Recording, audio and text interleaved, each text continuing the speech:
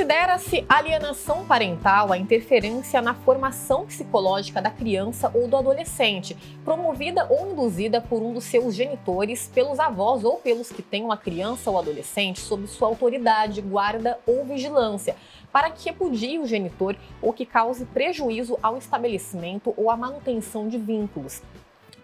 E eu acabei de citar um trecho da Lei 12.318 de 2010 que trata de medidas legais quando comprovada a alienação parental. Lei que, por sinal, é bastante polêmica. Para muitas entidades, ela é mais uma ferramenta para punir as mães.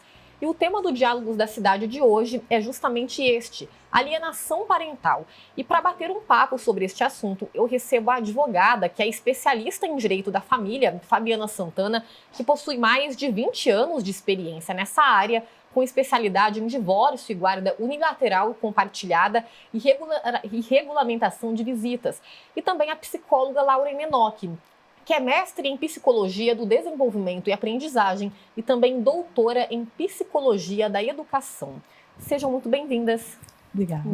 Muito obrigada. Bom, citei um pouquinho, queria que vocês, então, cada uma explicasse de acordo com a sua área, de fato, né, o que é essa alienação e se existem vários tipos de alienação. Fabiana, quer começar? Posso começar. Bom, a alienação parental, né, no jurídico, na minha área, a gente trabalha com a definição que você acabou de dizer para o público, né, que é justamente o ato de provocar ou de induzir, né, o repúdio na criança ou o afastamento dela a um dos genitores, tá?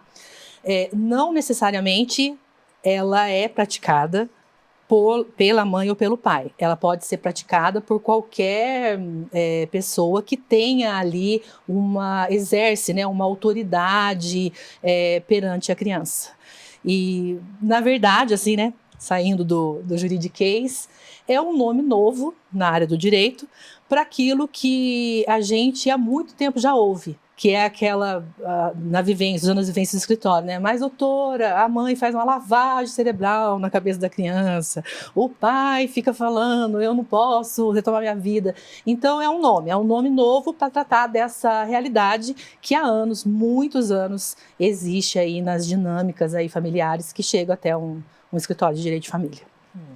Lauren, tem vários tipos de alienação, como que a gente pode definir nesse contexto também? Sim, pegando então um gancho, né, a partir da definição jurídica, a gente entende que no campo da psicologia, a psicologia se apropriou, né, desse conceito também de alienação parental, que é a princípio um conceito do campo jurídico, né, para descrever esses efeitos que são gerados, né, nas relações entre pais e filhos após uma separação conjugal, que normalmente é uma situação que vem acompanhada muitas vezes de sofrimento, de mágoas, de diferenças, que se acentuam, né, que aparecem de uma maneira mais latente após a separação e que também muitas vezes já estão presentes antes mesmo, né, da separação conjugal. Como a Fabiana falou, é um termo novo, né, a gente considera que aqui no Brasil a gente vem falando sobre isso a partir do começo dos anos 2000, é um termo ainda que guarda aí algumas questões, né, alguns tensionamentos, até mesmo a validade dele, né, científica é questionada, mesmo até nos Estados Unidos, que foi o lugar onde ele surgiu lá na década de 80, né. Hoje, então, na psicologia, a gente tem tentado olhar para essa situação, que é uma situação que acontece com bastante frequência, né, quando envolve aí uma separação litigiosa, mas tentando pensar nas possibilidades que a gente tem de superar uma situação em que a comunicação, em que a convivência esteja prejudicada entre os genitores e o dos genitores com a criança também, para que a gente possa garantir o direito da criança da convivência, né, familiar e a manutenção de vínculos saudáveis com todas as pessoas que são importantes para ela. E a gente falando, né, a alienação parental, como vocês bem mencionaram, geralmente acontece, né, separação, tensão, tem a mágoa, mas pode-se dizer também que ela acontece, às vezes, o casal tá junto, porque às vezes sem perceber, né, o fato do pai ou da mãe, a sua mãe é isso, aquilo, fala perto da criança ou a criança ouvindo, já é considerada também, né, ela pode ser realizada sem a separação, com os pais no mesmo ambiente, ou já seria outro termo, outra definição? Considerando, né, que nós estamos chamando de alienação parental esse conflito entre os genitores, né, que dificulta, prejudica a convivência dos filhos com um desses dois genitores, a gente pode pensar que isso acontece inclusive antes de uma relação ter chegado ao fim, né? Então, durante o momento ainda que a família está disposta a conviver, esses conflitos podem sim já existir e prejudicam muito, né?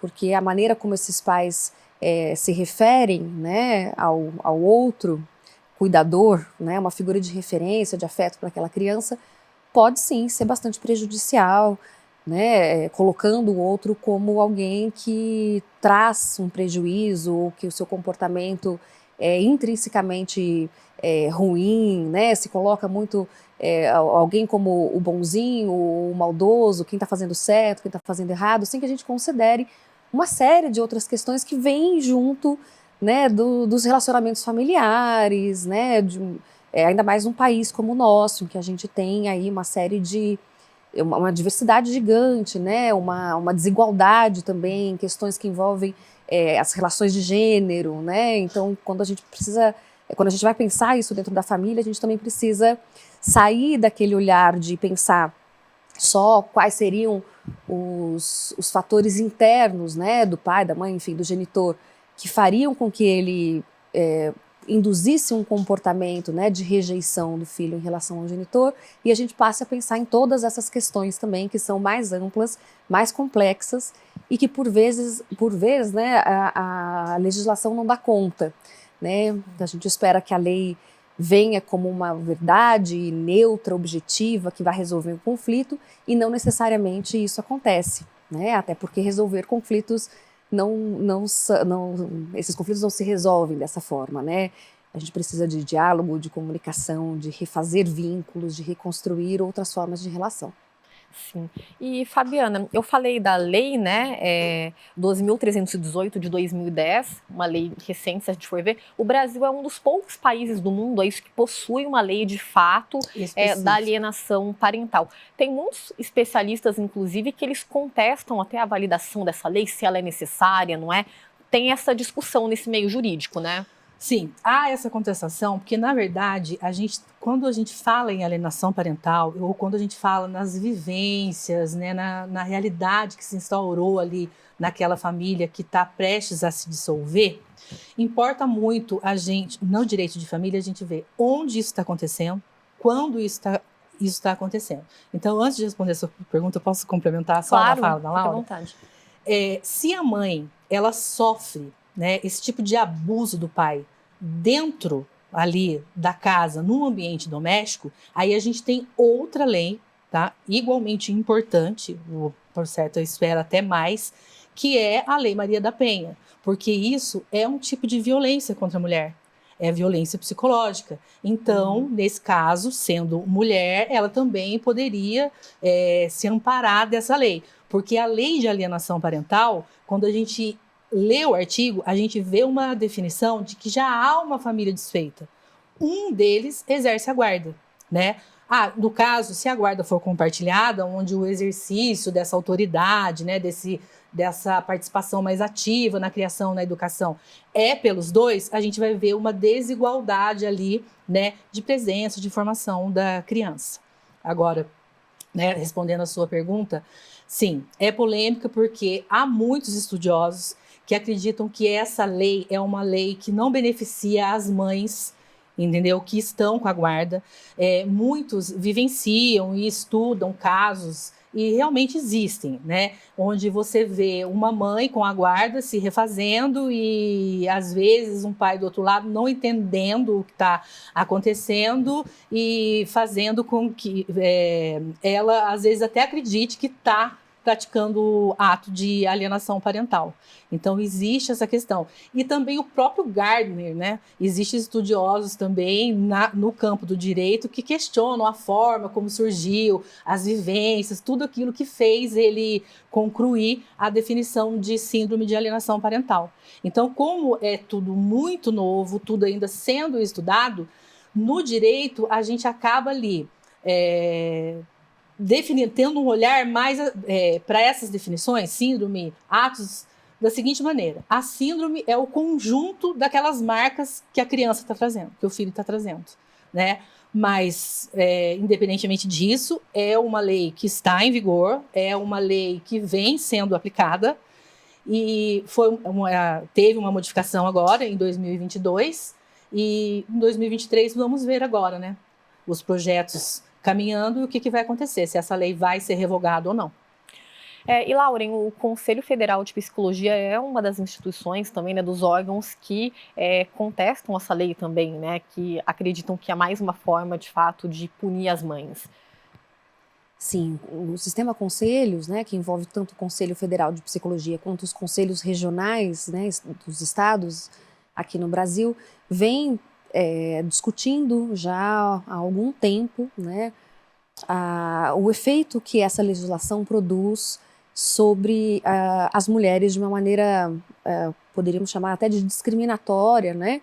Quando o efeito dessa legislação ele se diferencia muito entre genitores e genitoras, né? E a gente acaba percebendo então que muitas vezes as mulheres que estando numa relação que já é marcada por violência doméstica, quando manifestam, né, quando não se silenciam mais diante dessas situações de violência, acabam sendo acusadas de produzirem alienação parental nos seus filhos. E um outro aspecto que parece bastante importante da gente levar em conta é que nós não temos estudos que pudessem nos dar segurança de dizer que aqueles efeitos que são observados no comportamento, nos sentimentos das crianças, eles são de uma rejeição provocada por uma suposta alienação parental ou quando eles são provocados por uma rejeição que acompanha aí um processo de violência a que também essa criança está submetida, né? Ela podendo ser ou uma vítima direta da violência doméstica também, ou indiretamente quando a gente sabe que na maioria das vezes a violência acontece dentro do ambiente familiar e essas crianças estão ali junto e, né, acompanhando, entendendo a partir das condições que elas têm naquele momento de desenvolvimento, né, uma situação violenta, uma situação bastante conflituosa, né, que acontece ali diante dos olhos dela. Tá joia. Bom, a gente vai então para a nossa primeira pausa de hoje. Hoje nós estamos dialogando sobre alienação parental. Vamos então para uma rápida paradinha, mas voltamos já já, não sai daí.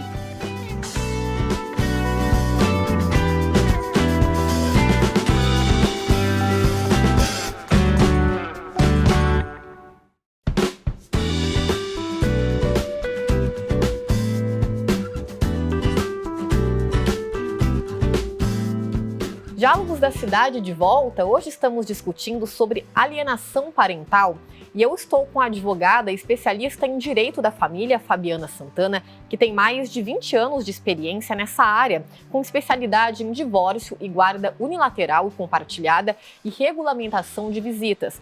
E também a psicóloga Lauren Menotti, que é mestre em psicologia do desenvolvimento e aprendizagem e também doutora em psicologia da educação.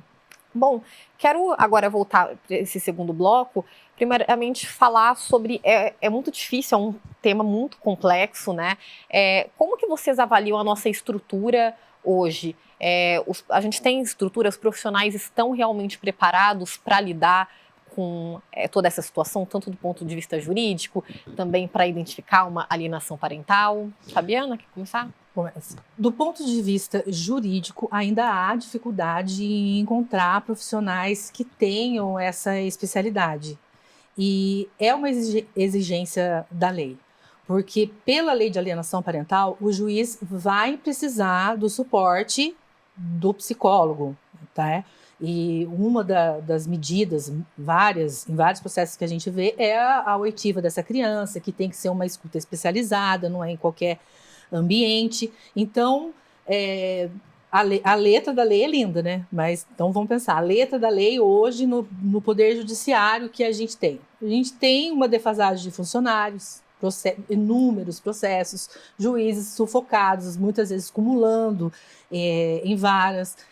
Muitas vezes eles têm que se socorrer de prefeituras para ter um psicólogo, para ter um assistente social. Então, a realidade em muitas comarcas são essas, especialmente nas pequenas, né? Inclusive São José dos Campos, a realidade é semelhante com a maior parte do país, assim, a nossa realidade aqui É local. uma comarca maior, é uma comarca que tem uma maior estrutura, né? A se começar pelo fórum, mas muitas vezes alguém que tenha um conhecimento profissional específico nisso, ele não vai poder contar dentro do corpo do poder público, né? Que a gente chama de auxiliares da justiça.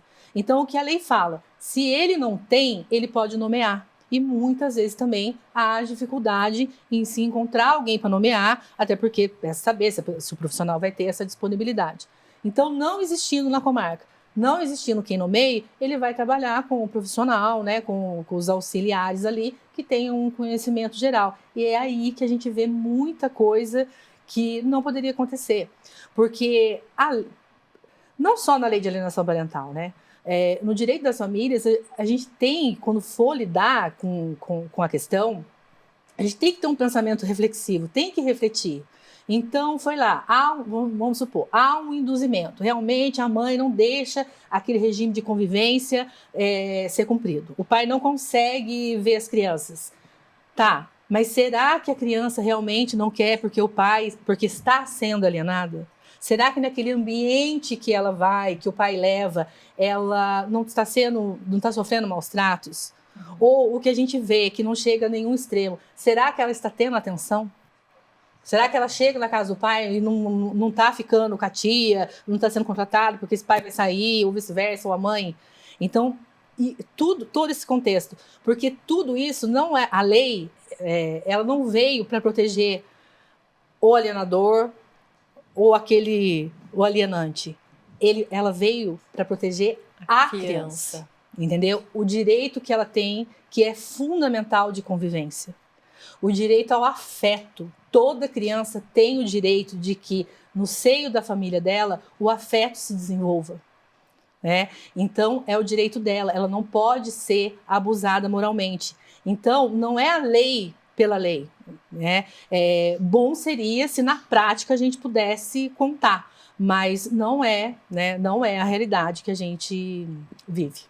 Muitas vezes, né, todo esse processo também não é humanizado, né, não tem toda essa sensibilidade que deveria ter, né, por um assunto tão sério, né. Às vezes a criança também pode sofrer revitimização, né, tendo que ficar revivendo aquilo também. São casos muito complexos, né, Lauren? Essa é uma discussão bastante complexa. A atuação da psicologia nessa interface, né, com o direito, com a justiça, ela tem uma série de tensões ainda, né, de questões, de pontos a serem pensados, né? Inclusive, qual é o papel do psicólogo dentro do sistema judiciário, né? Então, o psicólogo está ali para produzir prova, ele está ali para, né, proteger essa criança, para estar a favor de um dos genitores, de uma das partes. Essa é uma discussão que a gente faz, né, de uma maneira muito intensa atualmente dentro da psicologia, e considerando também que o profissional psicólogo, ele precisa ter autonomia sobre o seu próprio trabalho, né? O que não acontece muitas vezes dentro do campo jurídico, quando ele se coloca como alguém que vai auxiliar no processo, e essa forma de atuação ela já vem descrita, né? Já vem sendo solicitado que ele vá, por exemplo, verificar a ocorrência de atos de alienação parental, quando na verdade talvez fosse mais interessante da gente pensar a maneira como essa relação se deu, o histórico dessas relações, né? A maneira como esses afetos, esses vínculos, né, vêm sendo desenvolvidos, e como que a gente pode atuar de uma maneira a resgatar esses vínculos para que a gente possa garantir o direito da criança e do adolescente, porque é isso que a gente, né, precisa colocar como algo prioritário. Sim, o mais importante, né?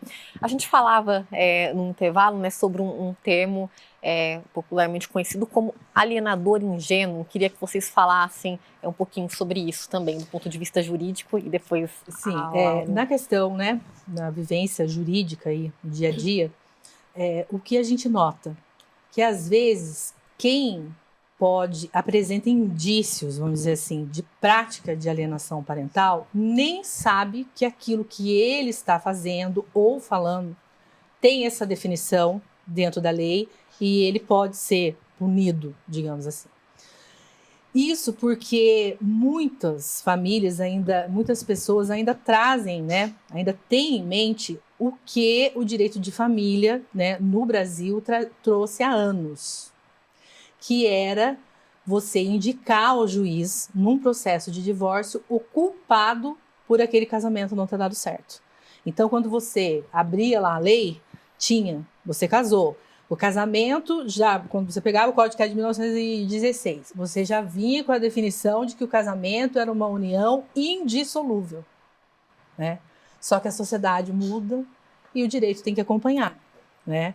Então, como ele vem, às vezes, um pouquinho mais atrás de todos os acontecimentos que tem, o que veio ocorrendo? Tudo foi mudando e em 2010 nós tivemos uma emenda constitucional, a emenda constitucional número 66, que vem, né, e muda tudo que a nossa Constituição Federal fala sobre isso, dizendo o seguinte: o casal quer se divorciar, ele vai se divorciar, é um direito que ele tem, entendeu? Um direito, a gente chama de potestativo, é um direito que ele tem e para isso ele não precisa mais dizer os motivos, ele não precisa mais me dizer quem é o culpado e o pior, né? Provar, porque daí era onde as marcas, as mágoas vinham e muitas vezes, inconscientemente, a mãe ou o pai levava isso para essa nova vivência, porque daí não vai existir ex-pai, não vai existir ex-mãe. Só que a pessoa, às vezes, tinha um sonho, às vezes ela se magoou tanto que ela acaba meio que falando. O certo né? É o que eu recomendo para todos os clientes, nem se for, às vezes, fazer, porque família, né? Aqueles desabafos, nem fazer perto da criança, né?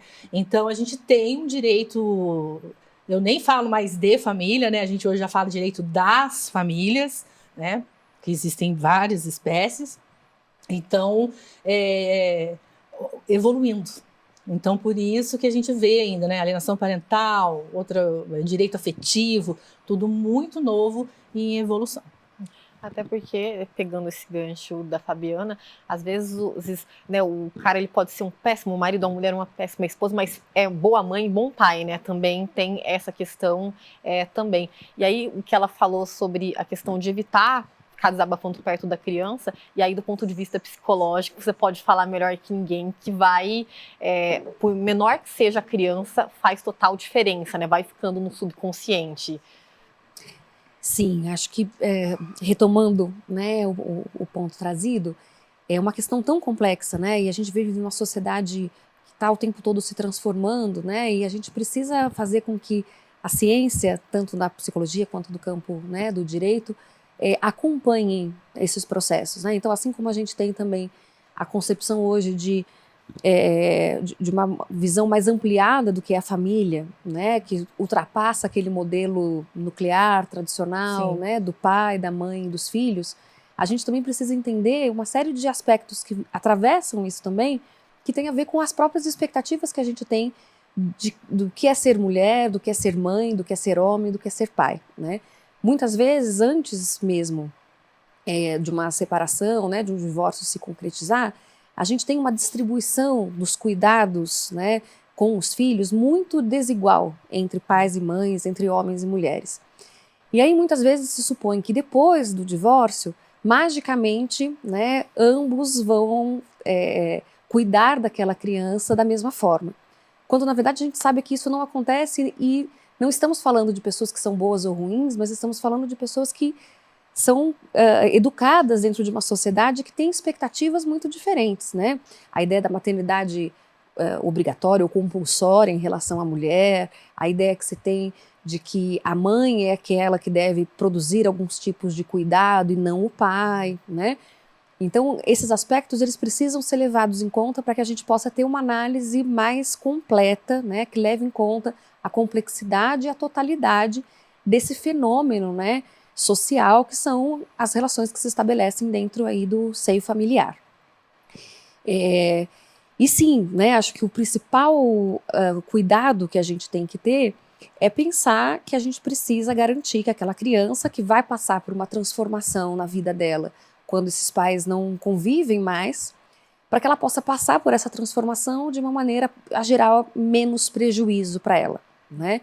Então, vai produzir mudança, vai exigir uma adaptação, tanto dos pais quanto dessa criança, que talvez precise ali agora ter espaços de convivência, né, separados com esses genitores, tempos que são diferentes também, mas ela possa passar por esse processo tendo o apoio dos genitores, né, de ambos, e os dois olhando o cuidado, né, de oferecer informações que sejam compreensíveis para a criança, levando em consideração a idade que ela tem, a etapa do desenvolvimento que ela está.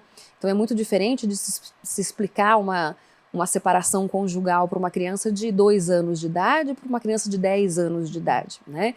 Ela já tem outros elementos que ela vai conseguir compreender e a própria percepção que ela vai construindo a partir do que ela vivencia junto com aquele casal, né?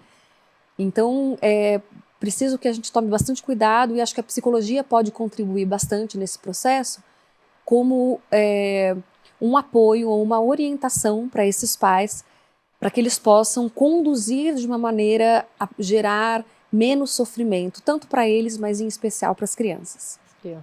É porque a maioria dos casos, né, acontecem quando as crianças são menores, ela não tem aquele senso crítico e tal, e para entender da gravidade, né, eu até ouvi uma frase interessante de um psicólogo que ele falando, né, você mentir para a criança, nesse caso, é como se você criar um inimigo para o futuro, né, porque hoje a criança ela não tem percepção, mas quando ela tiver um senso crítico apurado, ela percebeu o que foi feito, isso vai gerar uma revolta, né?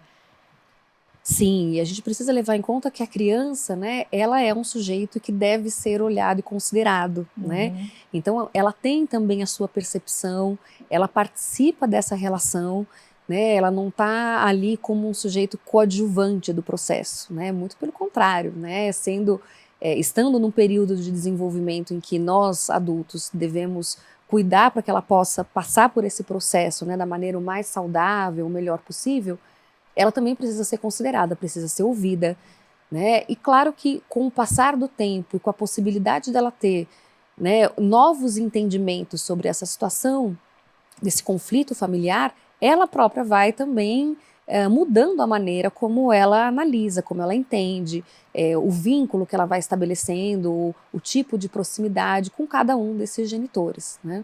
Gostaria de complementar, Fabiana? Eu sempre costumo falar, né, que para os clientes e com quem eu converso sobre o assunto, muitas vezes a criança ela pode não entender, ela não entende, mas ela sente. E isso não se pode perder de vista. Porque por mais que a gente ache que conhece o filho ou conhece a filha, a gente não tem noção de como aquilo vai bater. Absorver aquilo, né? Né? Então, na minha vivência do escritório, eu sempre começo a conversa justamente querendo saber quem é aquela pessoa, porque eu também vejo repetição de padrões, né? Então, às vezes, você acha que sabe lidar, mas não sabe lidar, lidou como a tia lidou, como a mãe lidou. Então, não se pode nunca esquecer que a criança é um sujeito de direitos e isso tem que ser levado muito em consideração, muito respeitado no divórcio e no pós-divórcio. Tá, joia. A gente vai então para mais uma pausa, a nossa última pausa de hoje, e o Diálogos da Cidade volta já já. Não sai daí.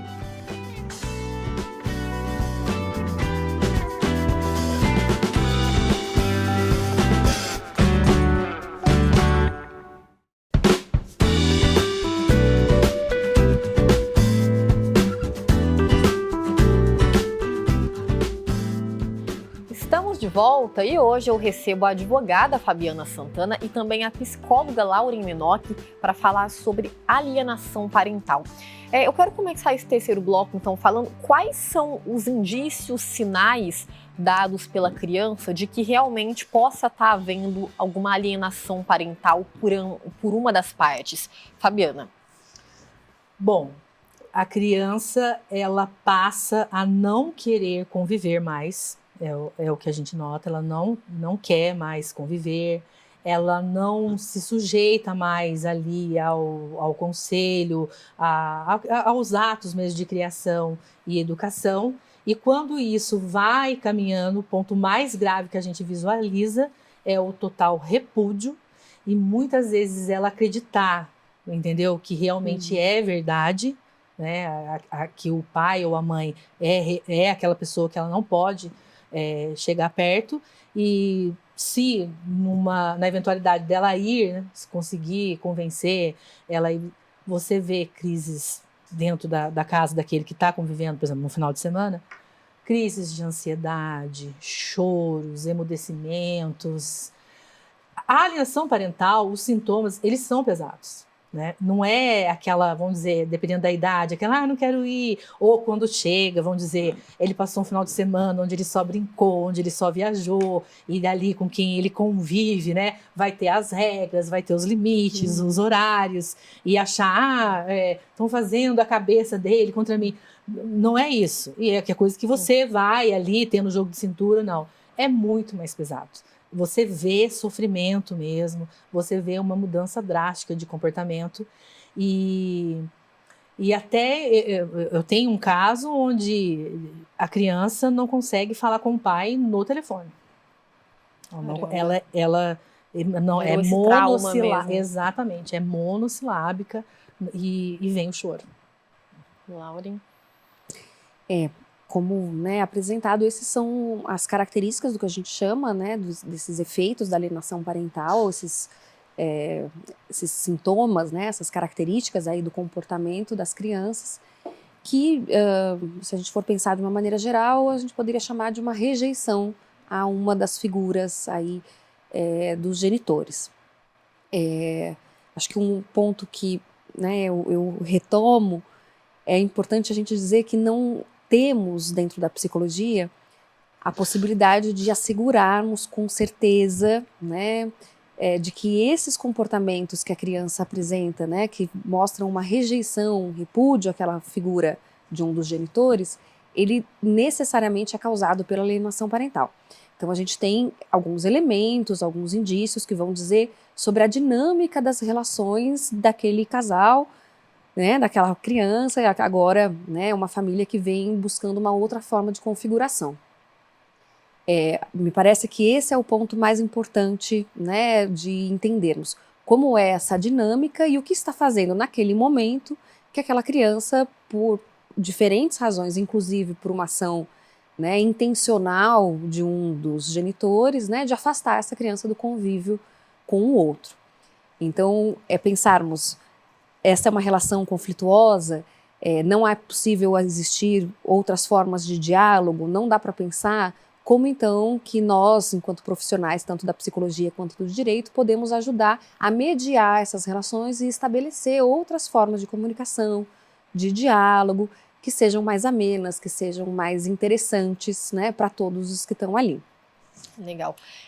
Fabiana, um ponto que nós colocamos nas redes sociais sobre esse assunto, né, se as pessoas tinham alguma dúvida, e um ponto que foi recorrente, né, é o seguinte, a gente sabe que muitas vezes é dia de visita do pai, por exemplo, aí a mãe, vamos fazer alguma coisa legal, tentar impedir isso, uma alienação, mas, por exemplo, em casos mais específicos, pinta uma oportunidade de emprego numa outra cidade, assim, como que fica a configuração nesse sentido? Né, uma pessoa que tem a guarda, de repente em outro estado, numa outra cidade, num estado próximo, a pessoa pode sair da cidade com essa criança, não pode? Varia de caso para caso. Como que é a configuração da lei nesse sentido?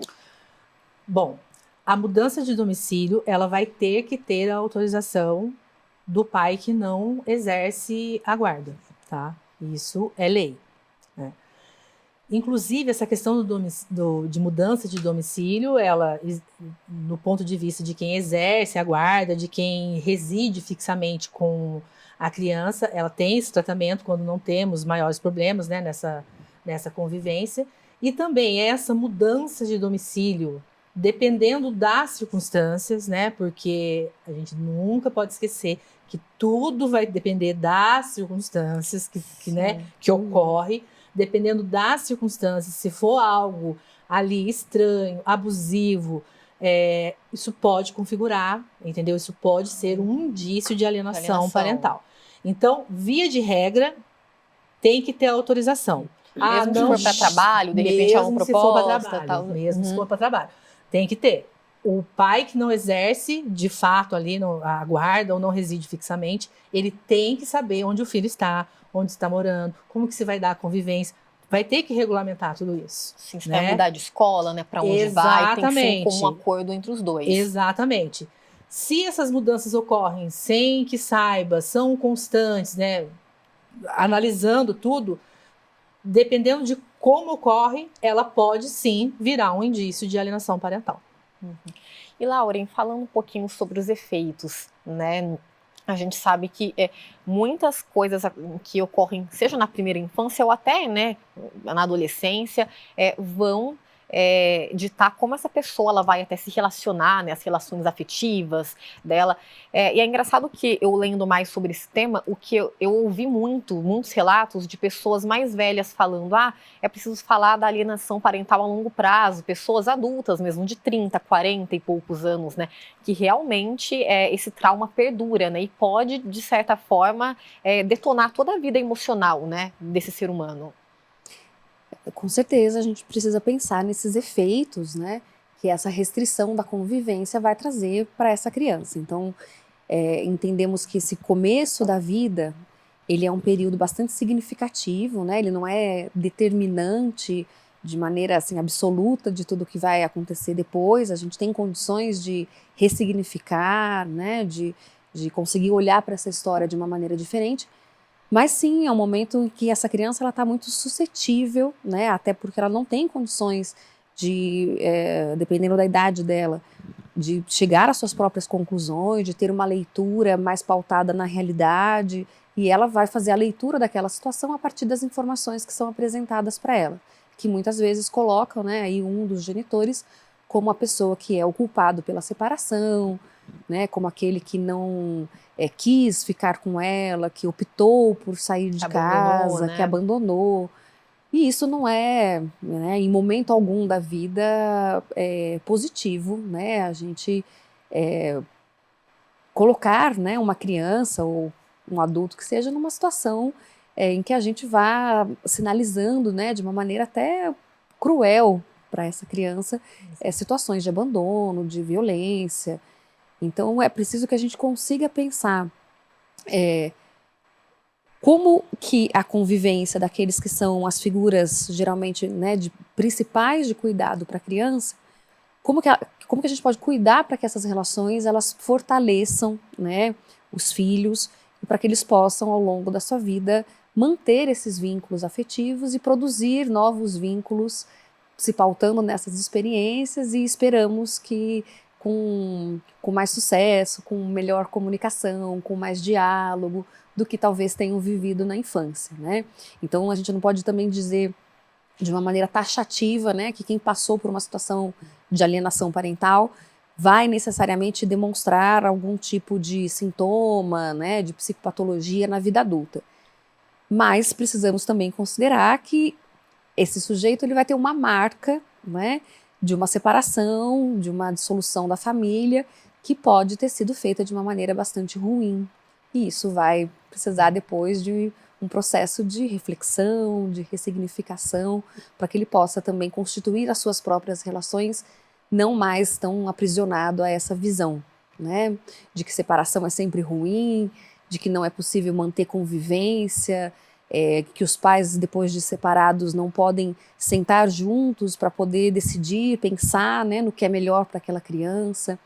É um processo que é difícil, né, acho que não é simples, mas que pode acontecer, e que aí cabe a nós, enquanto adultos, né, a gente também produzir um esforço de superarmos algumas crenças, algumas ideias que a gente tem, alguns preconceitos, para que a gente consiga manter aí, né, o direito da criança a ter uma convivência saudável com toda a família. A culpa também é muito comum nessa criança, e depois quando ela se torna adulto, de repente, a separação foi por minha culpa, assim, é comum, tem pesquisas, enfim, alguma coisa que aponte isso, não necessariamente, dessa criança se sentir culpada, né, quando adulto. Sim, acho que essa questão da culpa é algo muito presente, né, na nossa sociedade. Acho que é um dos fatores mais importantes aí quando a gente pensa em produção de sofrimento psíquico, né, de sofrimento emocional.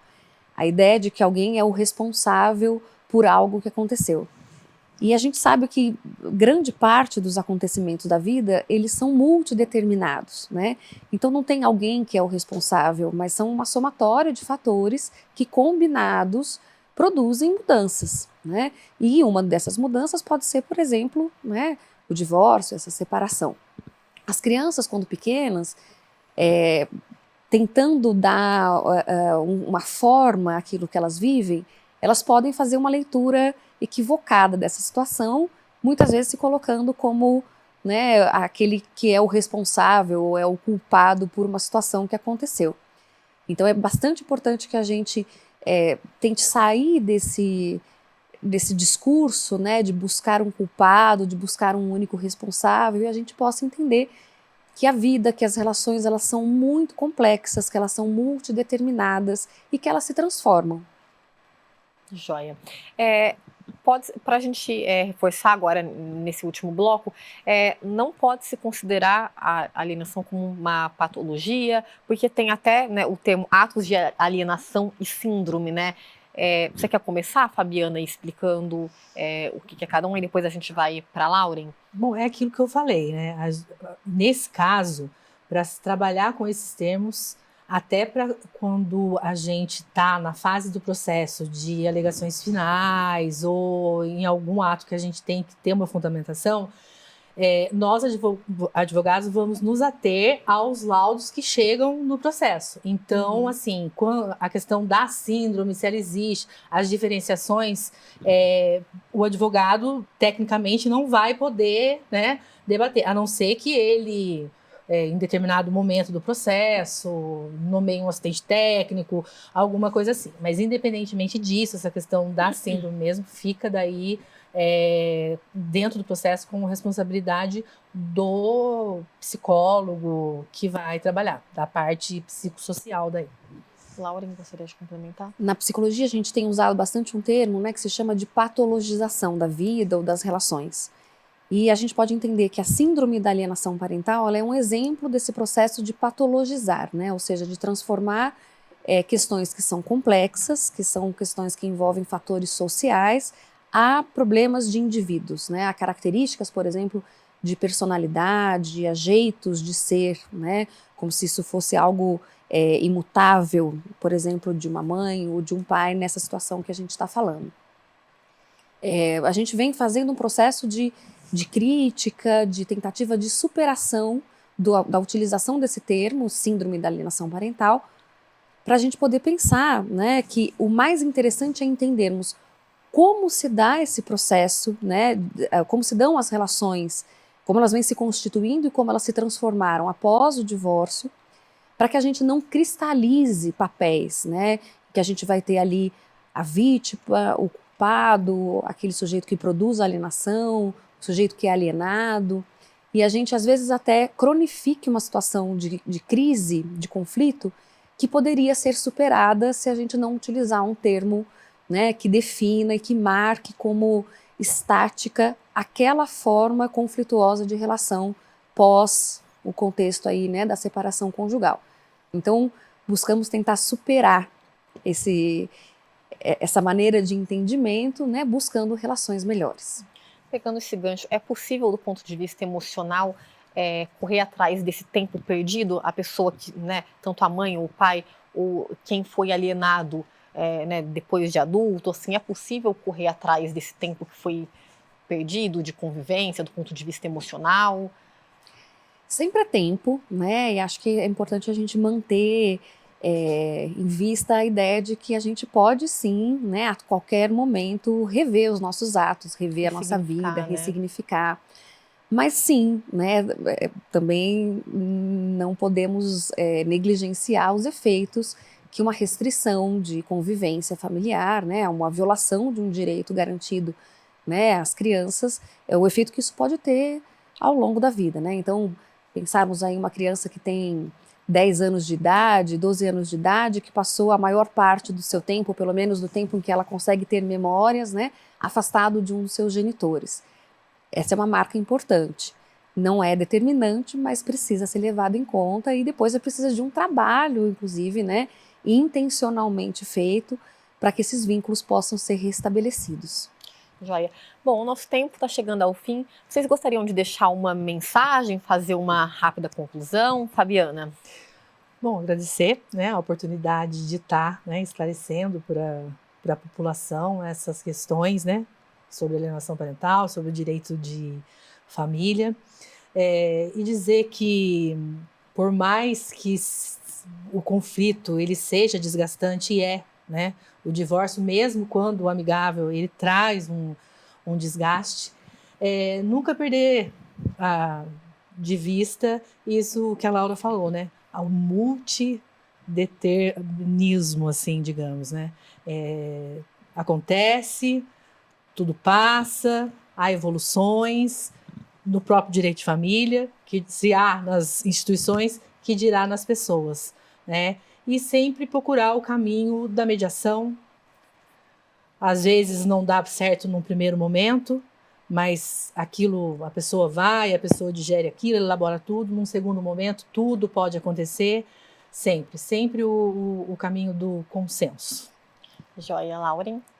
Acho que esse é um esforço também que a psicologia tem feito, né?